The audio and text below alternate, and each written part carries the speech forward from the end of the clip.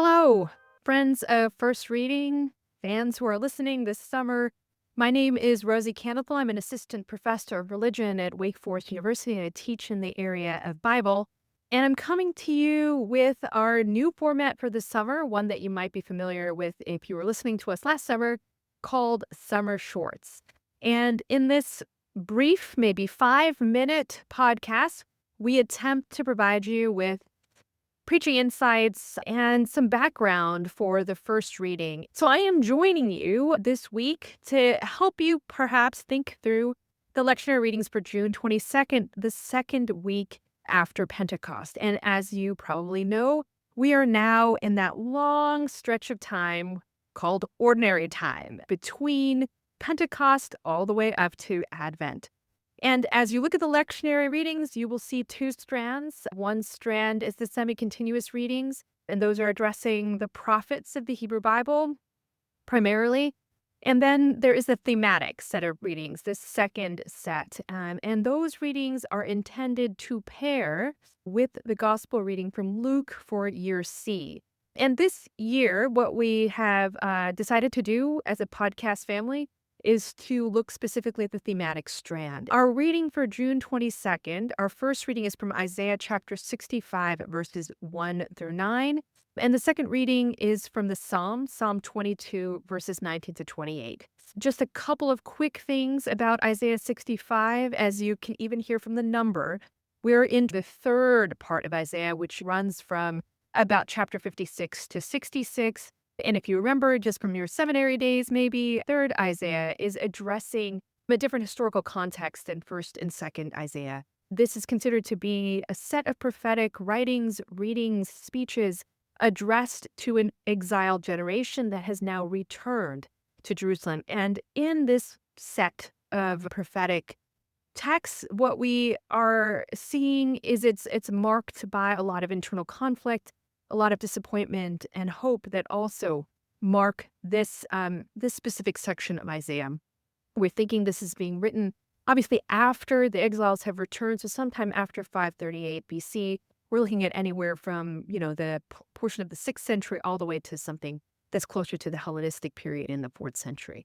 And that's where we are historically and contextually, and as you can see literarily, we're almost at the end of the book. So by Isaiah chapter 65, we've learned a few things. And one of them is what I'm going to suggest is going to be my kernel for you preachers, is this idea of appreciating a surprise ending. So Isaiah chapter 65, verses 1 through 7 sounds very much like a prophecy of doom, a judgment oracle, something that you will recognize from first Isaiah, even a bit from second Isaiah, but it is a type.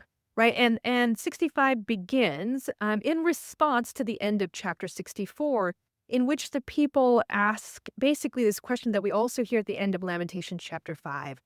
Will you restrain yourself, O Lord? Will you keep silent and punish us so severely? It's a question addressed to the Lord.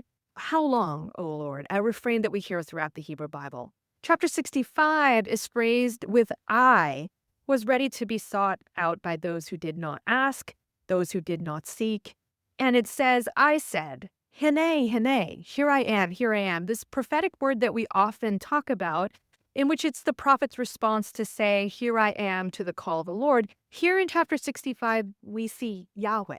We hear God using this phrase, Hene, Hene, here I am, to a nation that was not called by my name. And so what we hear in this beginning of chapter 65 is God affirming that God has been there, is there, and is reaching out to a nation that may not have known that he was there or were not called by God's name. And so what we see or hear is, I held out my hands all day long to rebellious people who walk in a way that is not good. Here we hear that judgment that we have recognized from other portions of Isaiah.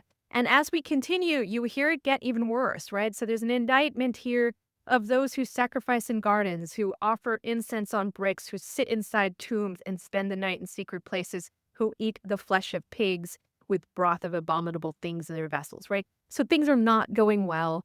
The indictment here is, as we've come to expect, about idolatry or false worship, right? And so we're expecting this oracle to end very badly. But as we see, the turning point happens in verse 8. Thus says the Lord, as the wine is found in the cluster, and they say, do not destroy it, for there is a blessing in it, so I will do for my servant's sake and not destroy them all. What we're hearing in verse 8 is the prophet in God's name referencing a human prophecy about how wine works, right? In order to press wine, you've got to press bad fruit with good fruit. I mean, the juice is in both of those fruits, and the wine comes from the pressing of all different kinds of quality of grape. And then it's in the mixing and in the quality adjustment that you make at the end that produces a delicious wine, right? But God seems to be referencing this proverb, a human proverb, to say what is about to happen. This turning point in this oracle that looked as though it was going to end in judgment now begins to shift toward a sense of forbearance. That this is a mixed community and there's a mixed result. There's maybe some disappointment there from God and the people. But here we are, and we're going to try to make this wine together, right? And verse 9 ends on a hopeful note, a note of salvation. I will bring forth descendants from Jacob and from Judah, inheritors of my mountains. My chosen shall inherit it, and my servants shall settle there. The Isaiah portion continues, but this is where the lectionary reading cuts out, right? And what I want to help you appreciate is the surprise ending here, because if we have been paying attention to the prophet, we would be expecting an oracle of doom. What we get is a turning here, a kind of forbearance, and even then, a declaration of praise and of change that will happen here for this community.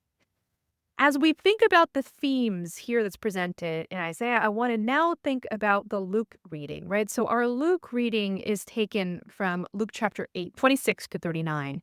It is the story of the Gerasenes demoniac. And that is a story that is probably well known to many of your congregations if they've been in church for a while. It's the story of a man who is desperately outcast, right? Jesus goes to the shore and he's met by a man who is an inconvenient human, maybe the most kind way of putting it. He is probably naked, according to some manuscript traditions, homeless, living in the tombs. He is marked by uncleanness, social shame. He has been an ex-prisoner, so he's been kept under guard and shackled. This is someone who has been shunned by this society. But it is Jesus who immediately addresses this situation. And we can hear some echo back to the Isaiah passage where we heard about swine and the flesh of pigs, right? So a bit of an echo here. But here again, what I want to emphasize is that idea of a surprise ending, right? Because by the end of this passage, we find this man who is in every respect someone who is unclean, someone who would be considered abominable, someone who, society has given up on. And by the end of the story, he is sitting at Jesus' feet, clothed and in his right mind. He wants to follow Jesus, but Jesus sends him home instead to declare how much God has done for you. That's what Jesus says to him in verse 39. Go back home. Now, the villagers, this provokes fear in them, but nonetheless, right, we might expect different responses to the work of God in our lives, right? Again, this idea that I want to keep highlighting is that there's a surprise ending here. This is not what is expected for the life of this man. Society had given up on him. He himself calls himself someone who's possessed by a legion of demons, right? Beyond the idea of even a normal exorcism in this ancient world. And yet here he is at the end of the story, sitting down in his right mind, fully clothed, able to participate in society. And he returns home and he tells others of the work that God has done. Now, as we look at the lectionary readings, I might suggest now looking at Psalm 22 again. Now, Psalm 22 is well known to many of you because these are the words that the psalm begins with, my God, why have you abandoned me? The words of Jesus from the cross. But this section of the lectionary points us to verses 19 to 28, which is the latter half of the psalm. And it's maybe one that is less familiar to your congregations. But it begins with a lament, and then it moves to praise, right? And the words here in verses 19 to 28 sound to me very much like what this now healed demoniac man feels. And it says, I will tell of your name to my brothers and sisters. In the midst of the congregation, I will praise you. For he did not abhor the affliction of the afflicted. He did not hide his face from me, but heard when I cried to him. The poor shall eat and be satisfied, and those who seek him shall praise the Lord. Dominion belongs to the Lord, and he rules over the nations. So there is where the Psalm 22, I might suggest, might in some way encapsulate the words that the demoniac uses after his healing to describe what God has done.